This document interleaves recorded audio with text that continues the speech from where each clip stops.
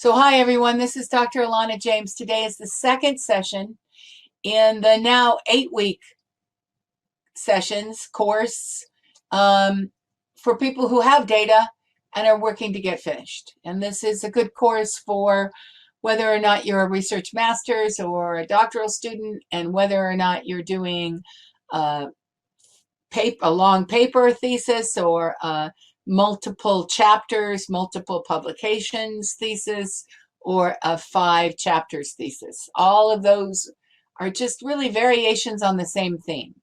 And we're going to begin talking about the hard work of this today. I put out a call for data analysis questions, and I got great data analysis questions. So I'm here to help answer those, and then there might be others. So welcome. For those of you just entering, if you're coming in a little late, there's a poll. This operation works on data as well as, so you can I think all of us should give data if we want to collect data. And there's 3 questions that have to help me guide with how the setup seems to be working for you so far. So question, these can be only I put up a third one. Karen, apologies, I didn't have it closed. I think if I go to open now, they will all 3 be there. Yeah, I just had to click another box. So 3 questions. Okay, this one is like a show of hands kind of thing. In your chat box, there is a little hand. So I'm wondering, did you get the email? Did you see the email about the change in design for this course? If you did, please raise your hand. Little hand, all you have to do is click it. For those of you that might not have seen it, as I'm seeing how many of you did see it, we tried to send it a couple of ways. So a couple hands are going up. I gathered from your data really counts, and your survey data told me that you had concerns about data analysis, and it was way too far into the original design. So I restructured the course. It's now 8 weeks instead of 7, and today is all about data analysis. And so you were given, there were 2 options. There was a MailChimp email that went out to our MailChimp list. Everybody who had signed up for this course should have gotten one. And then there was, but if some point along the way you unsubscribe from MailChimp, then you're not going to get them. And the other one is the big marker emails. And I sent out an email about this session and told you that to go to wooclap.com/dataqs, and you could put in questions.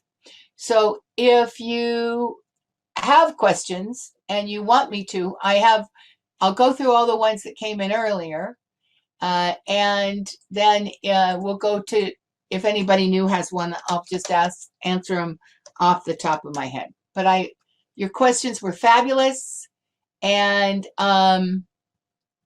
I see, actually, since I did my work late this morning, another question came in, so we'll get to those.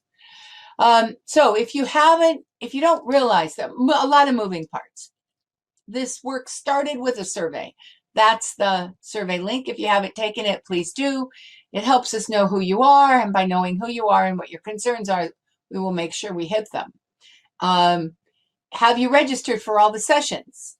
They are the sessions that don't have numbers in the front of them, because I'm teaching another course that's a 10-week course, and yours are in between those. So you can go to that link, bigmarker.com/communities/doctoralnet/conferences, and sign up for them all. And if I were you, I would also sign up and register for all of the office hours on Thursdays, because Thursday's office hours are driven by WooClap, the same thing that we're using here today, and you'll see how it's used. And then I will always answer on the Thursday office hours the questions that came in WooClap that week. So if you can't make a Thursday, you can get your questions answered anyway. The third way you can get your questions answered, and actually this will even give you a little bit of review, is if you go to your pd.education site, what your number of universities, or some of you are in just for the summer and you're going to the demo site, you go to that site and you go up, first menu item, self-directed learning, second link, forums. Go to the forums. There is a conversation for those with data. You put your questions there. You can even upload examples. And somebody in the class, Adrian, has already done that. So you can get a sense of what's happening in the forum. And I, right now, not enough forums are coming in for me to look at it every day, but I'll watch that. If a lot of forums came in, I'd be watching every day, except for Saturdays. Okay. So that's a good section of how this class works. This class is a class. It's a way to get your questions answered in 2 or 3 ways. And it's all on you. You come if you want to, if you watch your videos when you want to. This is a professionally developed oriented class rather than a you have to do it. And we're watching very closely to see what the numbers are like and how that compares to a class where people are more of a class. But where our goal is to be the significant lift you need in order for you to finish your writing to get done this year. Whether it's by December or by May depends upon a lot of things that go on in your university. But you should be close. And we're here to help you do all of that. So you've done the polls. And today, our third topic is a great conversation about data analysis. So you've done the polls. Thank you for that. If you haven't done the polls, please go do it. And let's talk about data analysis. I'm hoping to give you perhaps some new ways to think about this. Because I'm a big picture thinker. If I understand it in a macro level, I have a much easier time of doing my micro work. So the strategy here is to consistently look at it from an examiner's point of view. So I've examined probably over 200, 300 of these documents now, and doesn't depend on the field. They're all very, very similar. When you see that, you've got this level. And what is a reviewer looking for? The one single thing they are looking for is your inconsistencies.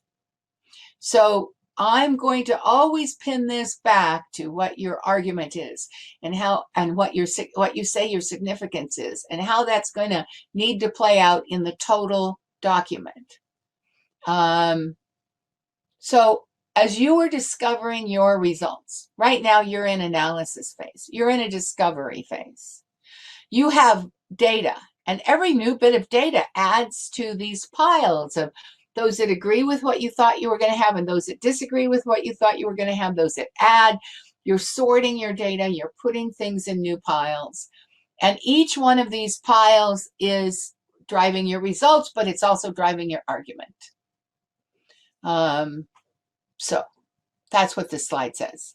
You have hopes for what your claim may be, but it may not get to be that based upon what you're finding out right now. And so you may revise your claim 2 or 3 times as you're going through the analysis process.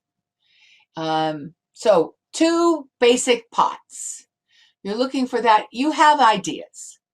Just own them to yourself and put the ones that are pretty much in agreement with your ideas in one pot and really notice and put in another pot those that are surprising or disagreeing. Because those are the ones that may have the magic, and I'll show you how that may work. Okay, so we have to first start with who our reader is. We always write for a reader, and our reader is the examiner in this case. So what are they looking for? They're looking for a cogent story they can follow. They're looking to be able to see the whole as well as the parts. Some of you will naturally tend to write the parts but that your reader can't figure out where the hole is. And some of you will write the hole, but you won't get the parts underneath it as well as you should. Those are the two basic challenges that we see over and over in results. And results, by the way, is the only section of a thesis or dissertation that I have never seen come through right the first time. So this is hard. What you're doing right now is hard. Your examiner is looking to be able to track your data and judge for themselves. You are not in the results section leading them to what you believe, other than the fact that you've sorted it in these ways. And those ways kind of naturally lead us to your discussion section later. But you've sorted it, you've told us a story a certain way, but you're not telling us the outcome of that story in your results section. We want to see examples of your rigor. And that looks like disconfirming evidence. That looks like numbers in your population and sample. That looks like specificity.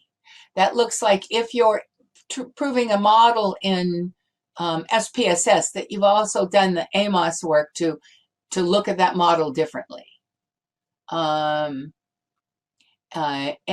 examples of your ability to be concise, to be clear, and to be the point yet thorough.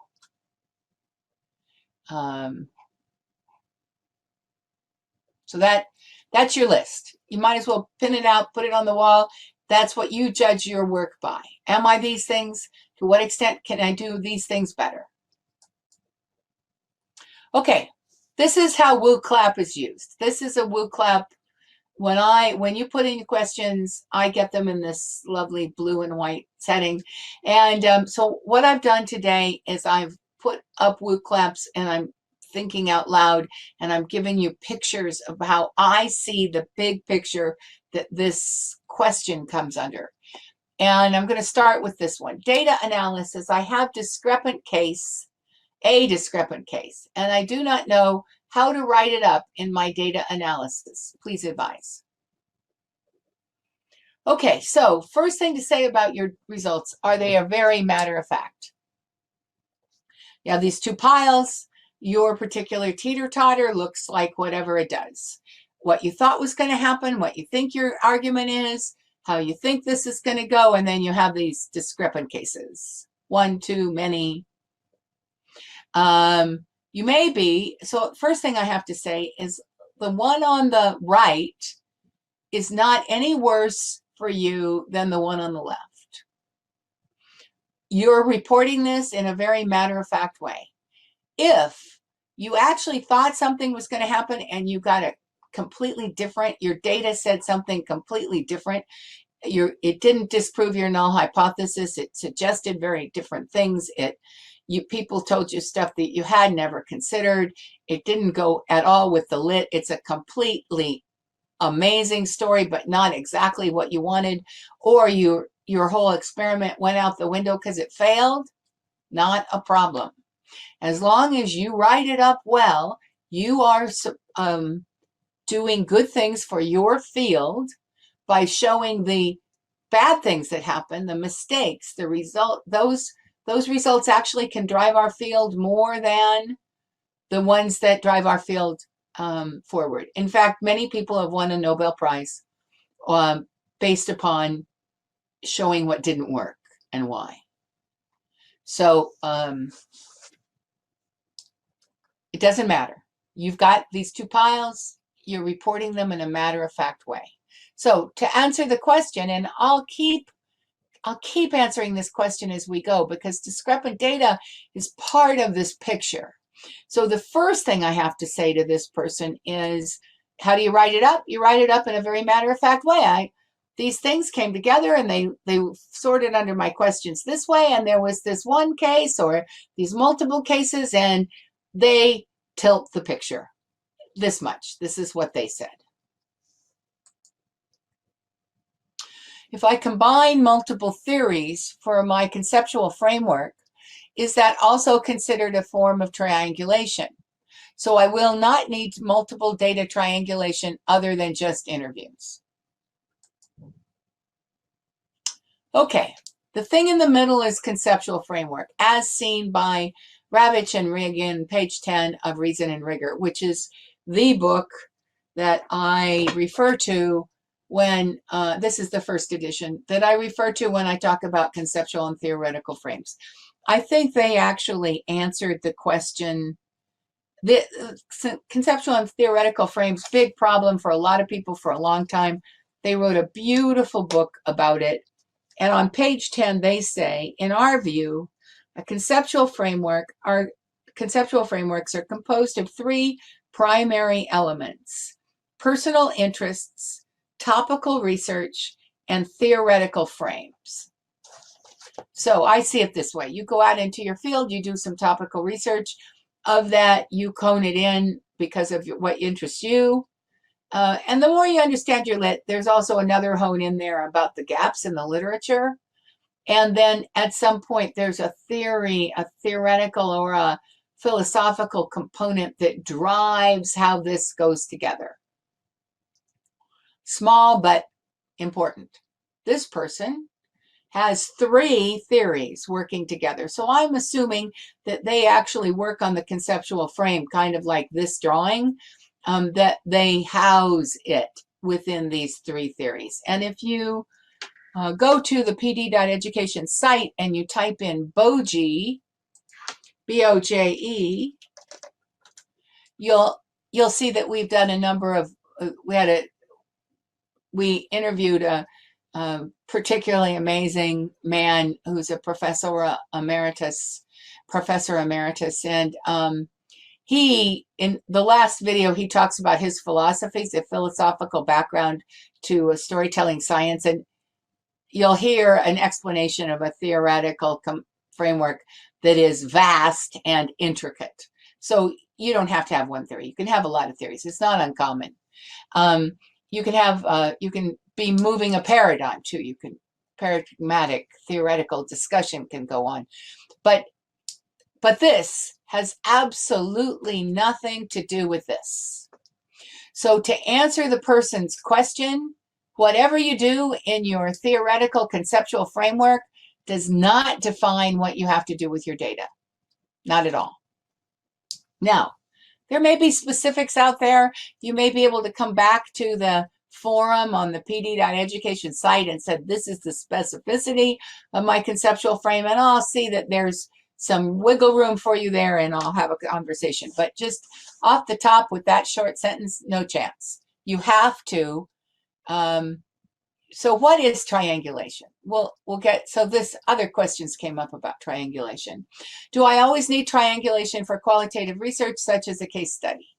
And chapter 4, data analysis, I have discrepant case, and I do not know how to write it up. So those two go together in this slide. Okay, what is this slide? And again, I'm telling you about the Boje tapes.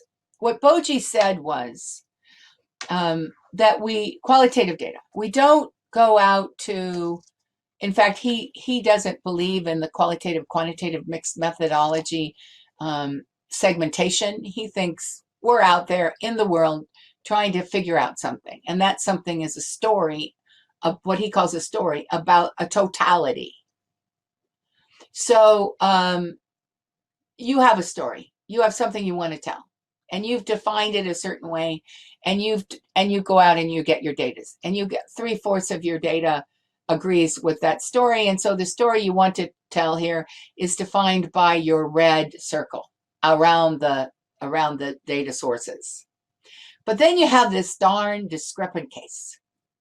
Kind of overlaps the story you want to tell, kind of messes with it, makes you want to kind of massage it away. But what Boje will say is that the real story is the bigger story that encompasses them both. And it's our job as researchers to, in the important stories of our lives, to keep gathering data from any way we can so that we tell the bigger story. So that could be a lot more work. You might not have the time or the energy, and it might not be important enough to you. So if that's the case, you tell this story. You say, you make sure your reader understands that this is really the picture, that you had a lot of data that you were very satisfied with. It told a complete story. There's this little bit over here that doesn't quite agree, but quite frankly, you're out of time and money and exercise to really deal with it. And the way you handle that is that it's a limitation that you didn't get to go after that discrepant story, and it's a recommendation that somebody else should. Done deal. You have this picture. If you really love your work, you go after the bigger story, and I'll talk to you more about that in a minute. Okay, data analysis. I have this discrepant case and I don't know how to write it up. Please advise. So this wasn't the right question. This question should have been, let me find it. I have power. This person didn't have enough power. They had their quantitative evidence, and they know that they don't have enough cases, and therefore they don't have power. So for those of you not doing quantitative work, what is power? If you are studying, everyone who learned, this is an actual study that I worked on with a student. She was studying everybody who had taken a particular kind of professional development. It's about 150 people. She interviewed 12, and she did surveys and interviews, I think. But at the end, she had to go back because she hadn't done a power analysis. 12 is not enough power for 150. And what that means is she could get 13, 14, and 15, and they could skew her data a different direction. This is a picture of when you don't have enough power.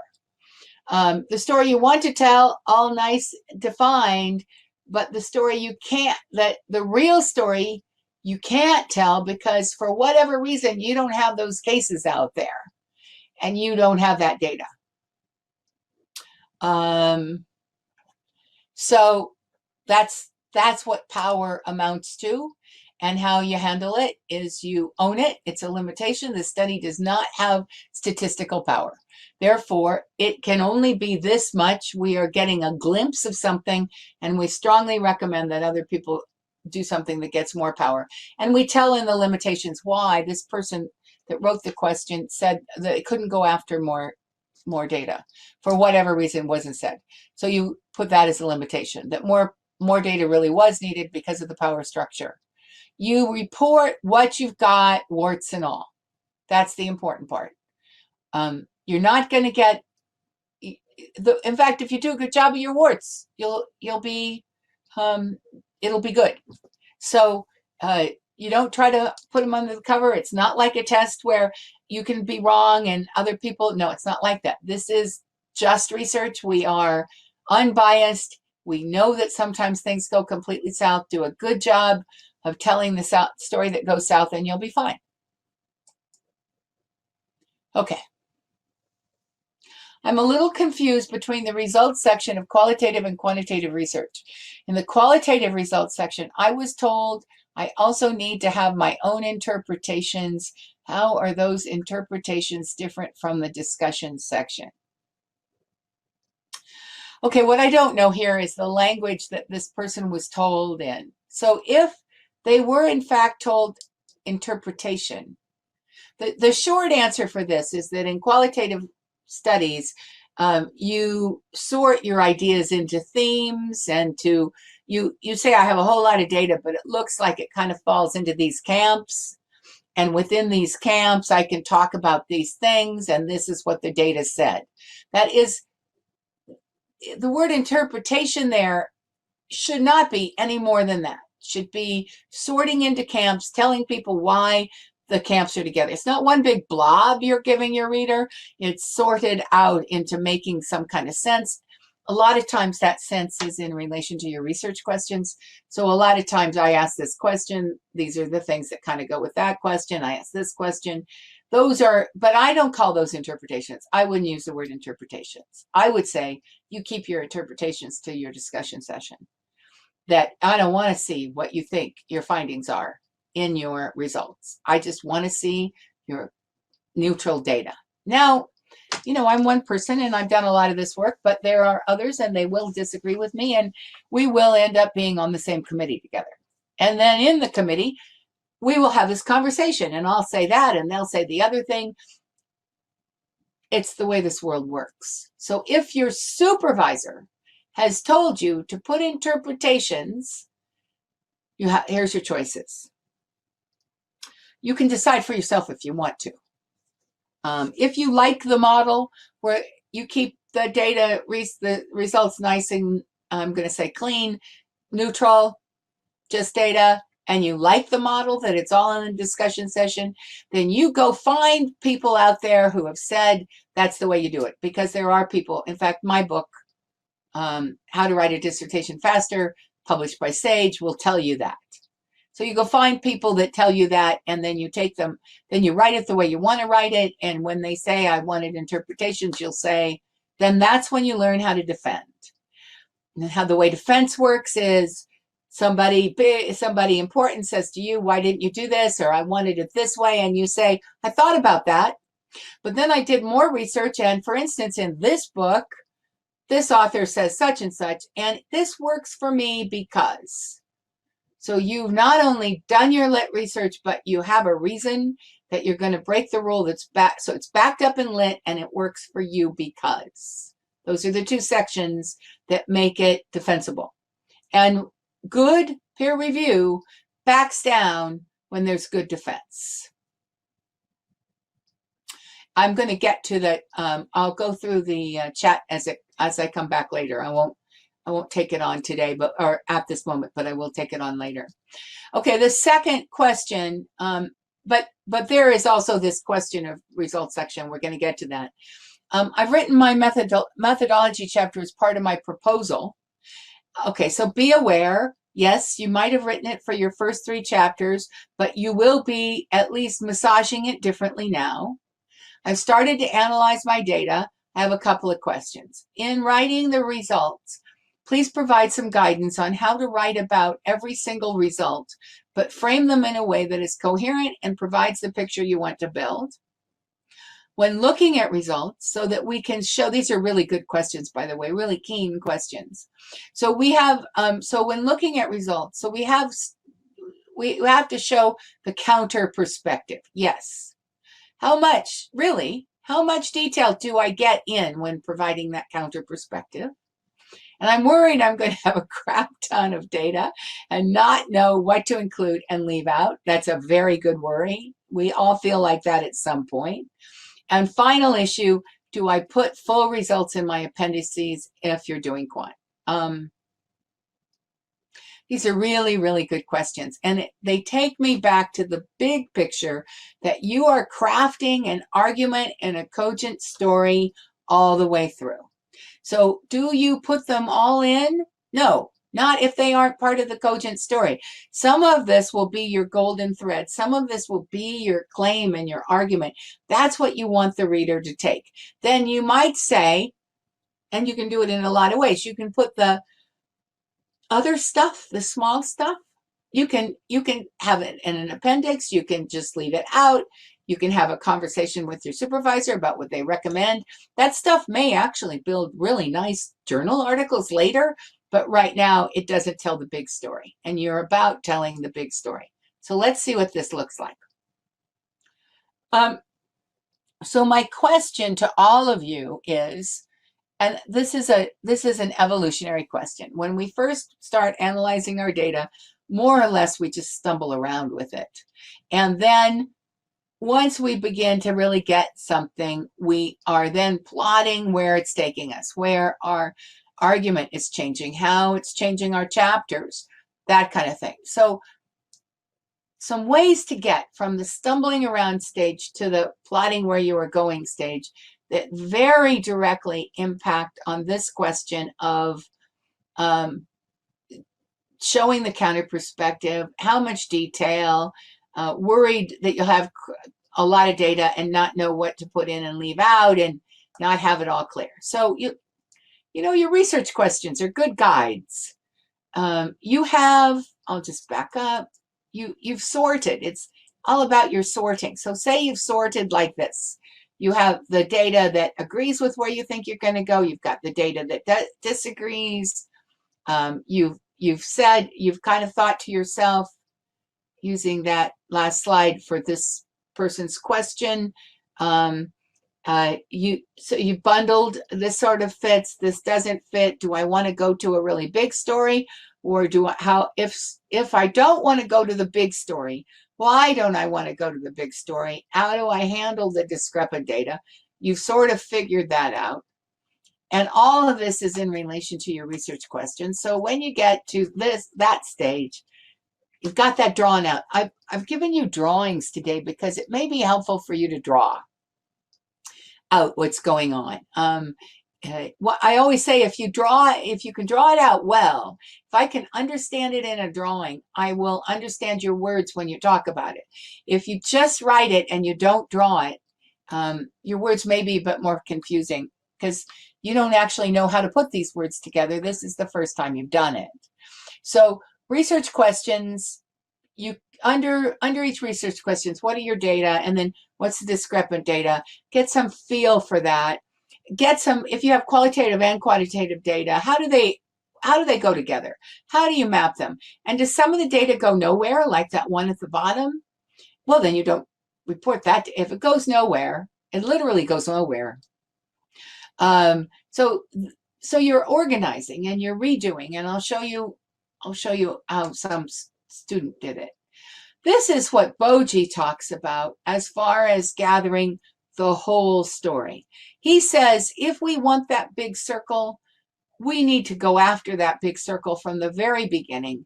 And we do that by doing some work. That's the first one. Then we go out and we have some conversation. And then we go looking for discrepant data. Then we go back to the main story. We see if the main story can grow to take in the discrepant data, so our bubble's getting bigger. We do that a few times, and then we feel confident that we've captured the whole story from the position of all the people, and we actively looked at this and this together. So we were actively going after the biggest, broadest picture of that reality that we could get. Now, how does this play out in a STEM science? How does this play out? It plays out in engineering. It plays out in, you consider whether or not to change your simulation. You look for data in your simulation that goes a different direction, and then you think about that. You think about what that could tell you. You think about whether you might change the simulation. You might then go to a series of data gathering events that do these things that help build the bigger picture. Or some of you are doing, and I'll get to that in a minute, some of you are doing systems where you do it this way, you get this whole story, and then that evolves into doing something else, and then that evolves into something else. Research design, it does not have to be the same linear pattern. It just all contains the same parts. And because of that, we know how the parts go together. So I'm doing a qualitative context analysis of the existing literature on my topic. Do you have suggestions on how to code and make the data analysis process more efficient? And what is the best way to keep track of the data when you add new data to old files? Delete the old files, keep it the new way, etc. So this person wants a one answer, and it's not that easy. It's a complexity. Okay, so my basic thing is track your path, because you're not going to this person. These are slides from a person that graduated. I was her reader, and Boji was her supervisor, and she gathered qualitative data in a couple of time zones, and her phase 1 data had those themes, her phase 2 data had these themes. They related this way. She did some analysis, cross-theme analysis. She reflected. She also reflexed, meaning she looked at how she might have influenced that data gathering. That's very important in qualitative data, in my opinion. Not every supervisor will require it, but boy, if I'm examining a qualitative piece, I'm going to say, what are your reflections? How did your mode of doing this influence your data and the picture you tell? So if this is your story, I'm going to say, you obviously asked some questions, you did some interviews, you got the answers to this, but to what extent do you feel like your decisions to capture the story this way left out the potential of finding that other case, of making your story bigger? Boji would tell us that if we go for interviews rather than conversations, we automatically do that. So in this process of data analysis, it's a good time to think about these questions. And depending on who your committee is, you may or may not get these answers. But if your committee has on it people who are seasoned researchers, we are likely to ask you questions that are hard to answer. And we are likely to ask you things like, to what extent did your decisions in setting up your process this way determine your results? And then you think about those diagrams and you think about, I got this, but if I just changed it a little, could I have made it a bigger story? Would that have been a better story? Just think about it. If they don't ask you, you don't have to answer. But if they do ask you, you'll be a seasoned response. You'll say, I did some serious reflection. This is what I thought. I might draw it out for you. At that point, you have changed your final defense into a conversation between seasoned researchers, and it becomes a golden experience. Because no longer is it the judges looking at the other person, it's everybody together talking about what it is to do this research in the world. So this person did that. This is the most brilliant dissertation defense I ever attended. So she took us through her coding, her tracking. She did it in pictures so we could understand it. Every one of these had a meaning, and this was my favorite slide. She did not use NVivo or one of the other Atlas TI or one of the others. She literally hand coded her stuff. So she made a lot of she printed out her transcripts, she cut up her transcripts, she put them in piles, she grouped them together in the middle, like those were her sorting mechanisms. And then the way they point to each other is the interrelation. So for days, she sat with this thing and resorted the paper, thinking about how, well, obviously the big whatever finding is that one kind of to the right in the top that has a lot of them. So a lot of people talked about that. A few people talked about these other things, but when they talked about these other things, it had importance to that bigger one. It had importance over here. For her, the best thing to do was to do that manually, because like art, she could move it around. And that's how data analysis worked for her. And I think actually that's what we do in our heads, that NVivo and some of the others help us with, but that's really what we're getting to. This was a brilliant defense. There was no holes that I could poke anywhere. She had told me how she did it, why she did it, how it went together, how the pieces went together over time, over implication. She asked herself really hard questions. We saw those really hard questions. Now, again, Boji was her supervisor. So she's got a supervisor who's asking these really hard questions as she goes along.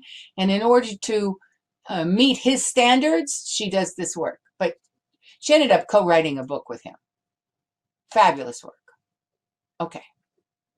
All right, so I struck this person. I struggle with knowing which analysis to do. These are quantitative people. I struggle with knowing which analysis to do per time.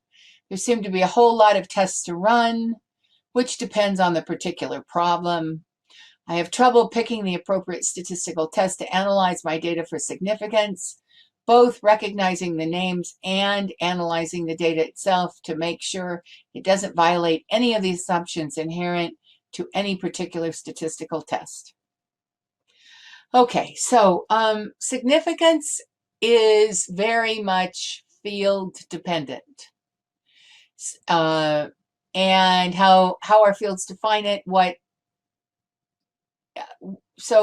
these two people, I don't know their fields, and I can't speak to that level of specificity, but I can speak here to this overall feeling that both of these people have that I think is a lot like this picture. When it comes to quantitative analysis, even if you're good with stats, even if this is comfortable for you, I recommend that you have outside something. Because you need these ideas, and you need somebody else to say, what about that test? And have you done that? And it also can be a statistician that you hire that works with you side by side. You need to defend the choices that you made. You need to be there. You can't just get somebody to do the work and hand it to you and you plug it in, but you can work with a pro and have that pro say, you'll come and you'll have ideas about the tests, and that pro will go, that test isn't going to work here, and here's why. Well, it saves you a whole lot of time, and it helps you rethink. You have somebody else you can ask these questions of that hopefully knows your field. And so a person that I've been working with worked with somebody, got the SPSS work done, things look good, talked to, and here's the other piece about this. I hope you all have made people in your network who have now graduated. Go find people who have graduated from your university and hopefully with your supervisor, and ask them about the end game. Ask them about these kind of questions, because he did that and he found out that AMOS, A-M-O-S, was going to be the tool he needed to use in addition to SPSS, because SPSS and those standard things got him this picture, but AMOS was better at helping him see the relationship between the parts. So he talked to a person who had graduated, he worked with a statistician, then he went on to his supervisors, and his supervisors said, didn't like the way they were doing it at all. Don't do the whole. We want to see whether this little part agrees with this little part. Redo your stats. And he did that. And he and the statistician did that in SPSS and in AMOS. And now he has, it was a pain in the neck and he hated every minute of it. But now he has a significant story. He can go to them and say, I have chosen to show this. And here's the tie back to significance. If I tell this story, your significance is, he's in business. Is it significant to the world of business? That would be the model. Is it significant to the type of business he's in, meaning these big, huge pharmaceutical companies, and that's really hard to get data in? Or is it significant to a smaller population? Well, he can build significance down to the field of business. That's what his supervisor was after. But he doesn't have enough numbers. He doesn't have enough power. When he did that more of infinite work, he didn't have a good story. But if he tells the story this way, it's spot on to the significance of the industry, and it's spot on to the significance of his business and the people who gave him these data. And so he can justify not doing telling the other story, which really wasn't as good a story from that point of view. Might have been better from her point of view, but he's not writing for her. So I hope you see the time there between significance with these kind of issues. If you're having these kind of issues, get help and talk to people who have graduated about how they did it, because they have really current information about how your university is responding to these things. I love this one. I'm in critical humanities. The word critical means for those of you that aren't familiar with humanities, that this is a study looking out for the story that has not been told up until this point. My dissertation doesn't follow the lit review method analysis discussion chapter format. Each chapter uses different data, and writing process is reiterative.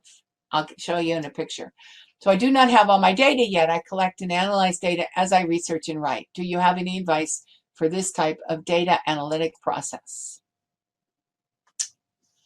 So, first case, on the one to the left, first bit of data. Go out, look at things, gather data, look for discrepant data, and then let that, this is the perfect evolution of that particular structure. And it may not be for these reasons, but could be for these reasons. It could be that the discrepant case that you found in the first batch actually drives the second batch. You get that, you use that as go looking for more of that.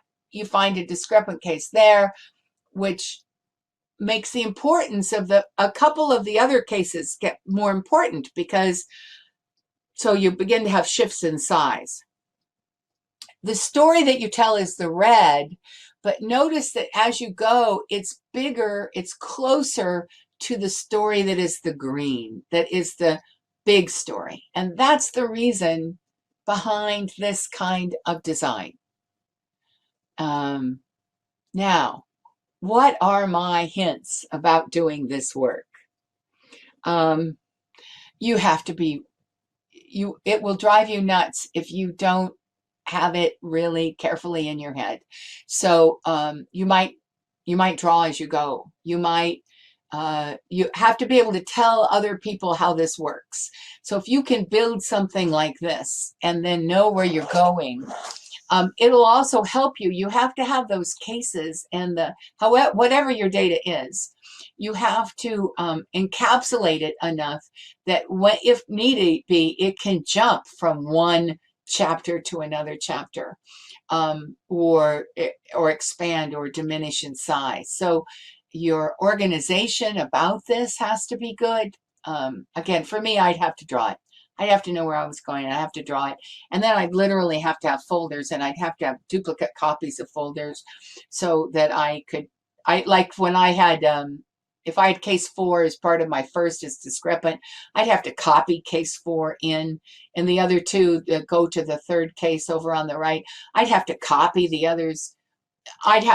Just for me, I need to have things sort of, when I'm in the middle of analysis, I have a lot of multiple copies of things because I have to move them around.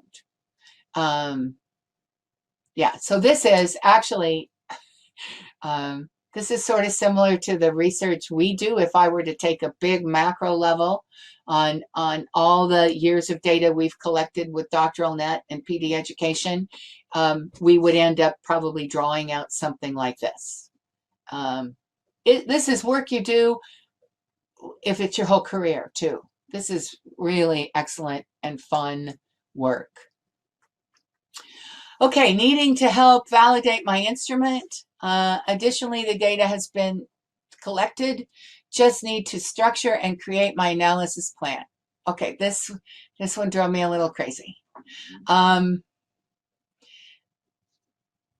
Because in the world of validating instruments, generally those words are used. Generally, the way you validate an instrument is you go get data for a pilot study that validates the instrument.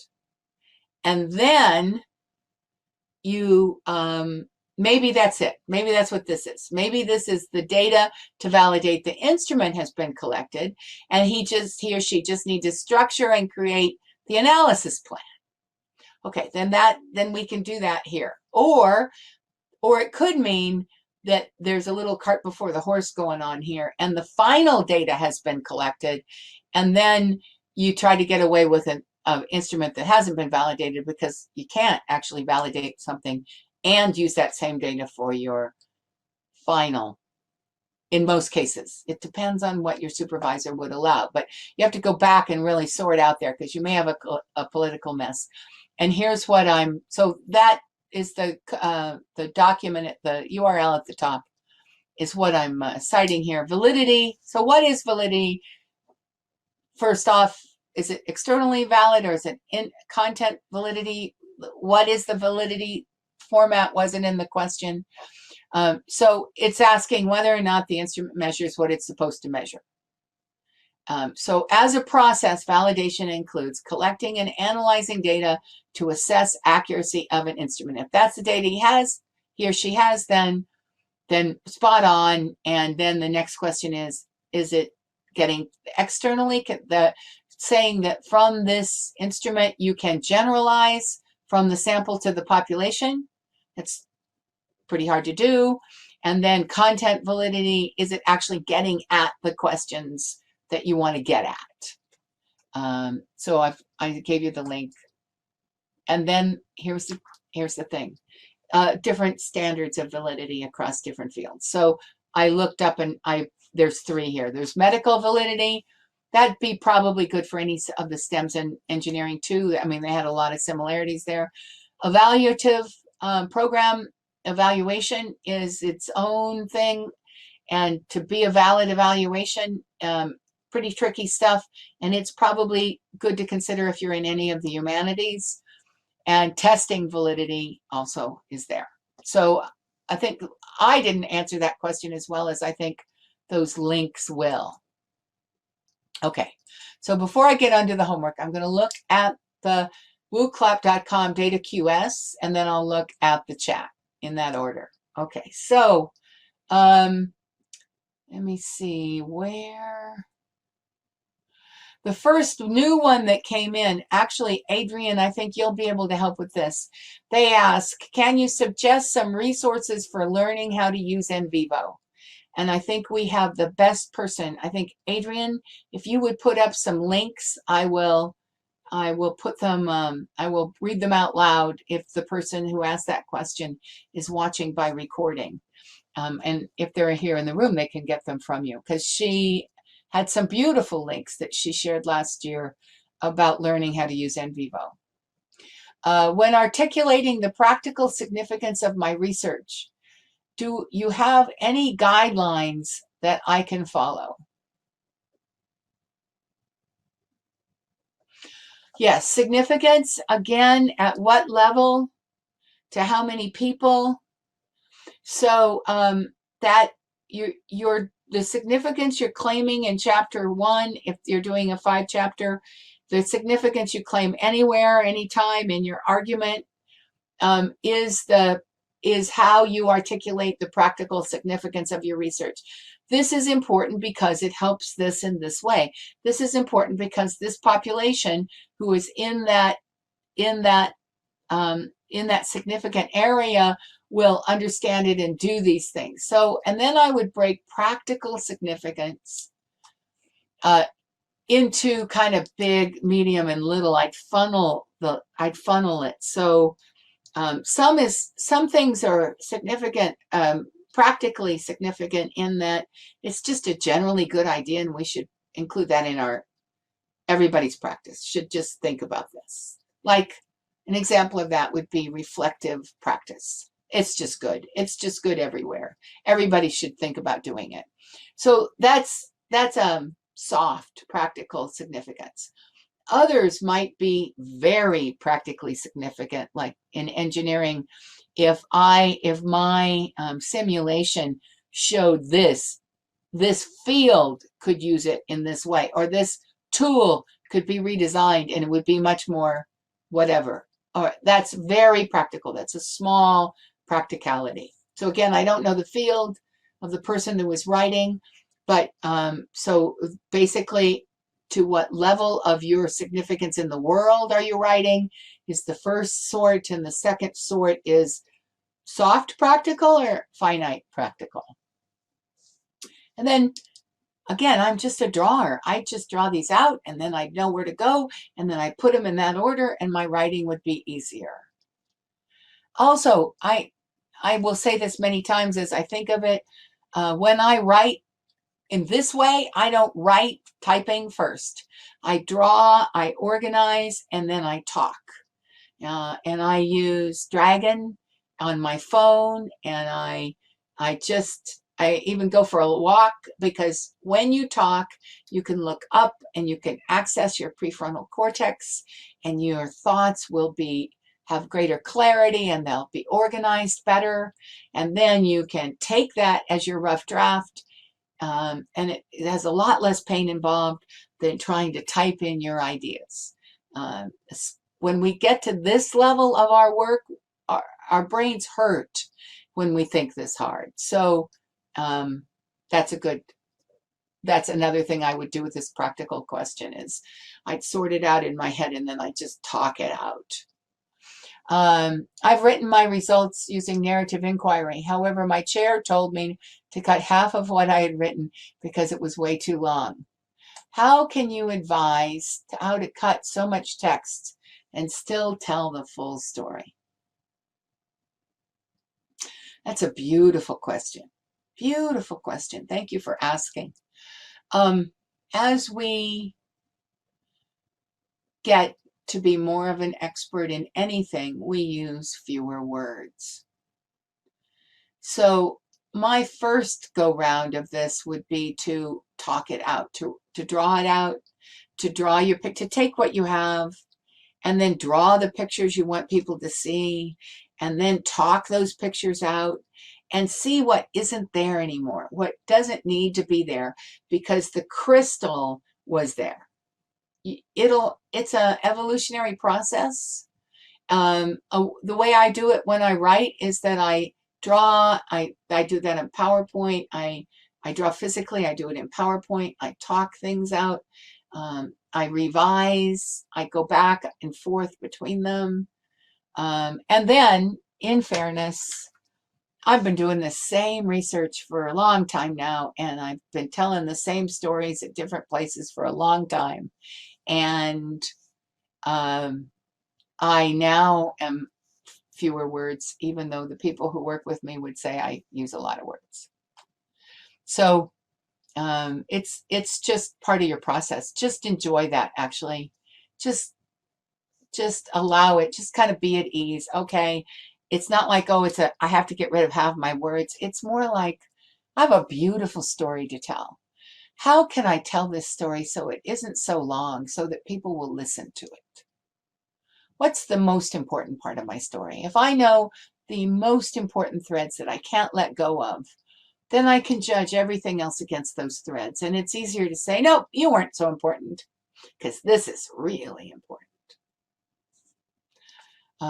And then keep all the other stuff and use it for other journal articles when you want to write just a section of the story. Okay, so I think that covers us in, yeah, that covers all the questions. Thank you all for the questions. This was a really good session because you asked questions.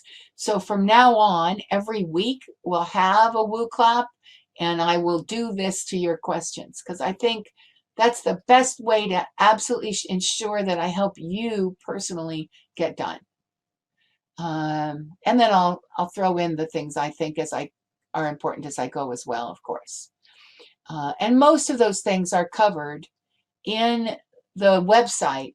You have the advantage of having had me do PhD scholars. So if you go to the pdx.education website, whichever part of it you go to, and you go into the self-directed learning, the bottom of the self-directed learning modules are all the PhD scholars modules, and those are where I told this story in a different way.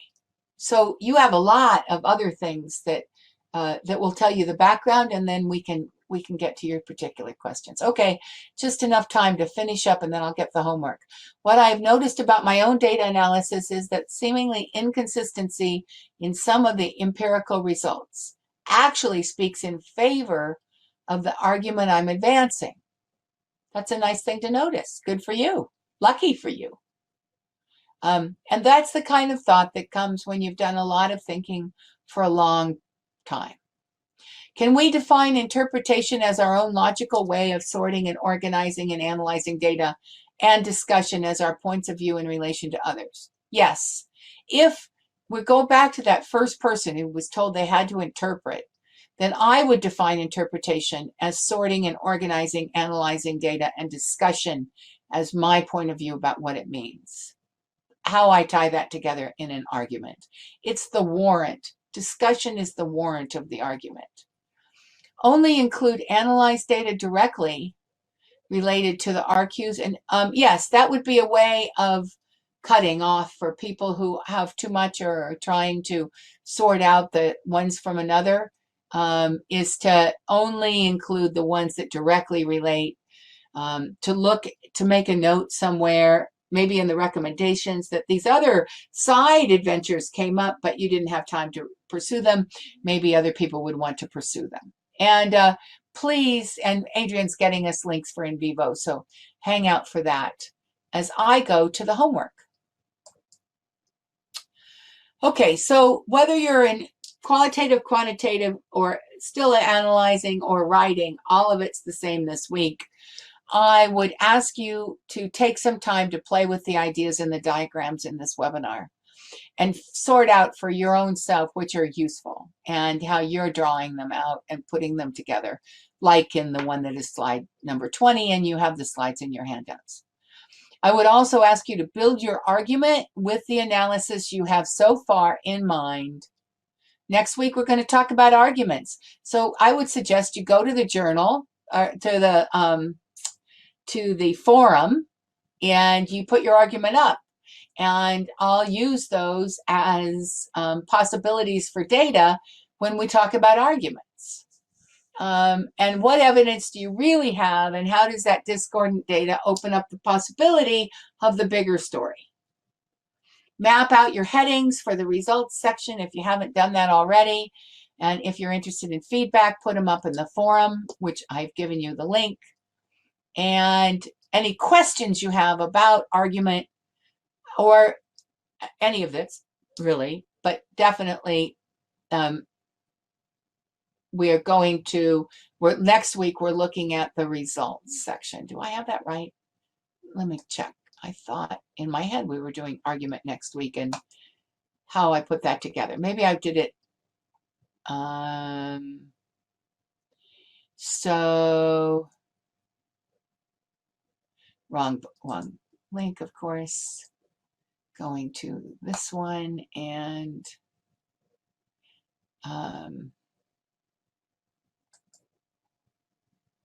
when I resorted them, yes, we're building argument next week, so that's wrong. It should be the woo clap for next week, and I'll send it out by email as well, is wooclap.com/argue, as I remember. I'm looking it up. And ARGUE, let's see. It wasn't argue. So now I have to go in and see what it was.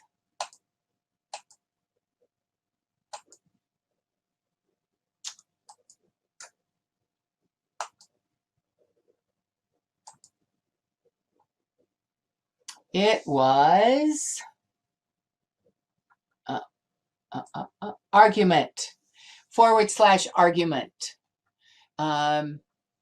So apologies for that. It's what happens when you rearrange things on the fly. But I think that'll be a good way to move forward, is for us to, and of course, I've completely lost our class.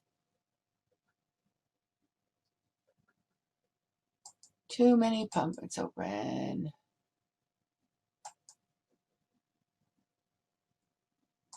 There we go. No, webinar session 4. No, there we are. Okay, apologies for that. Now, what other questions have come up? This webpage, thank you for that. Helpful training documents for In Vivo. For those watching by recording, the link is https:// services.anu.edu.au. So it's a services from a university in Australia /training/NVivo. Thank you, Adrian. Very, very helpful. Hannah says, it seems like it's very interesting to do hand coding. Thanks for sharing. It depends on how your brain works. Some people, and for some projects, hand coding would be just so overwhelming. But for her, it really worked. Do you know how many interviews she had conducted? If you look at the, yeah, she did two phases, and I think it was a mixture of focus groups and interviews of 5 or 6 organizations. It was a robust study. And yes, it can be too many and it gets to be hard. And if you look up her name, because it's in the slides, you should be able to find her on the web and ask her for her dissertation. I'm sure she'd be interested in showing it to you. If you have different phases, will you treat each phase as a separate section? Yeah, generally phases and it comes to an evaluation kind of study, so it's got a time sequencing issue to it. But in the case of the man I'm working with, it didn't work out to where that data was as important as the because of size. So usually is a good answer to that question. And Adrian says she couldn't do without NVivo. She's an NVivo person. So it just is what it is. We are all in this. We are all doing the best we can in this. And we will tell each other stories and we will all get better as we go. And that is what happens during open office hours. So I've run over. Thank you all for being so patient. Open office hours tomorrow is a drop-in. We don't record so that you can turn on your webcam and microphone. We can have a real conversation about stuff that matters to you. And if you are interested in more, if you want to use the WooClap to get your answers, then that's the Thursday. You go to www.wooclap.com/summerQS, and I will answer all the summer QS questions, which isn't just your class, it's also the class for the people who are at the beginning of this work. And I will answer all of those questions during Thursday's open office hours. So lots of places for you to get feedback. The forum too, only Adrian has used it so far, and it's a really strong possibility for you. So for people watching by recording, it's www.wooclap.com/argument. And that's the one we'll use next week. We'll come to results the week after that. So here we go, open office hours, building your final argument is next week. There are the links. Summer Q is for the office hours.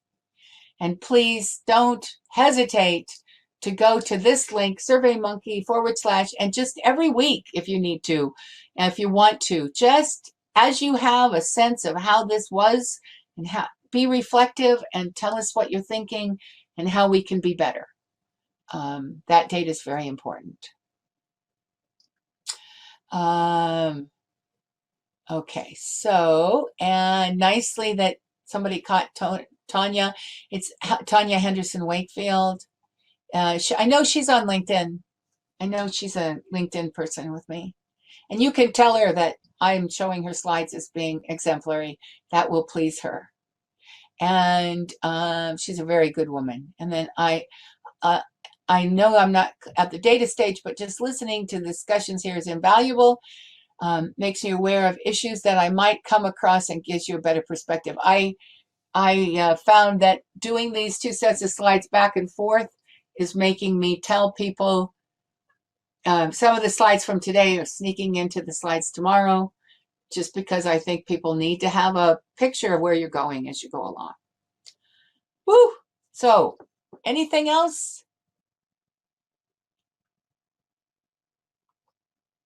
Raise your hand in the chat box if you want to ask a question. Otherwise, I will turn us off. Thank you very much for staying, even though I'm 10 minutes over. And, best of luck with what you're doing until the next time I see you. So no hands went up. Thank you all very much. I am turning off the recording, and then I'm turning off the closing us down.